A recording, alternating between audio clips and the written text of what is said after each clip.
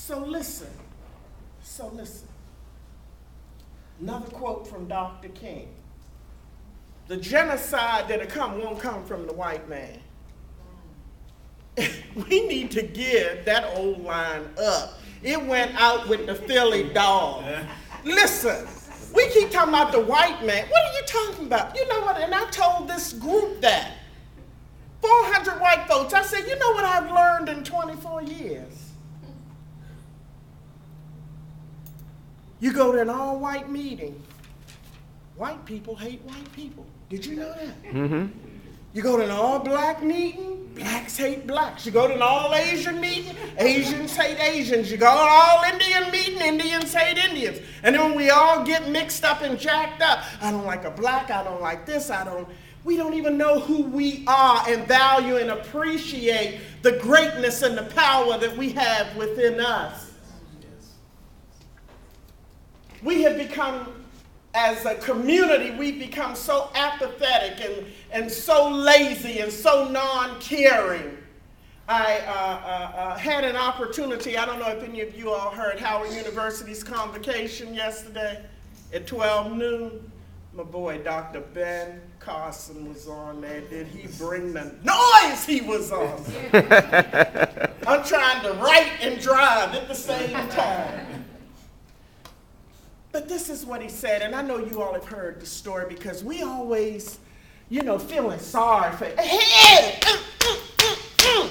the hour's over for that whining and feeling sorry for people. Get up!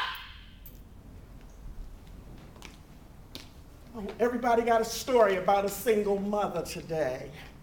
Oh, the single mothers. If there are any single mothers in here, let me tell you something. Any single mothers you work with, it's time to man up. Dr. Benjamin Carson, in his lecture at the convocation yesterday, said he was a knucklehead. He showed off in school all the time. They called him the dummy. You the dummy. He the dummy. He the dummy. He the dummy. And he said he would mess with kids all the time, tease kids all of the time. And he and his brother got in trouble. And he said that his mother, who was like a domestic worker, got on her knees and she prayed and asked God to help her. And he showed her what to do. And one of the first things she did was make them read books. Now this is the tricky part here. I thought this was so key when you're talking about single mothers. Because she made them read 4 or 5 books a week, then made them do book reports on them and give them to her.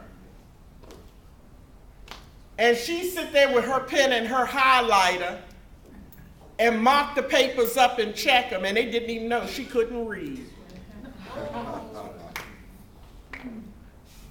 And here we have single mothers who can read, healthy, got it going on.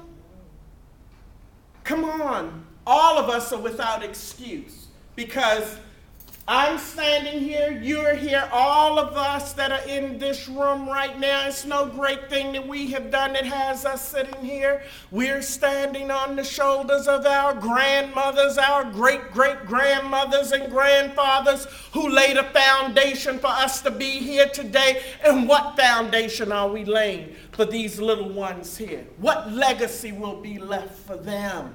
It's no great thing that we have done. They have gone through things 100 times, 1,000 times worse than what we're going through right now. And we whine and cry and whine. And I tell you about women, we don't have enough of them in here, but the fewest in here, it ain't personal. I said it to all of those people I said it to. There was more women in there, and they were not women of color, and I said the same thing. It's time for women to wake up and feel good in their skin. Yeah. Know who you are. Know you don't have it all together, but still talking about somebody talking about you. And they talked about you in the 2nd grade. Now here you are, 40 years old, and you still, oh my goodness.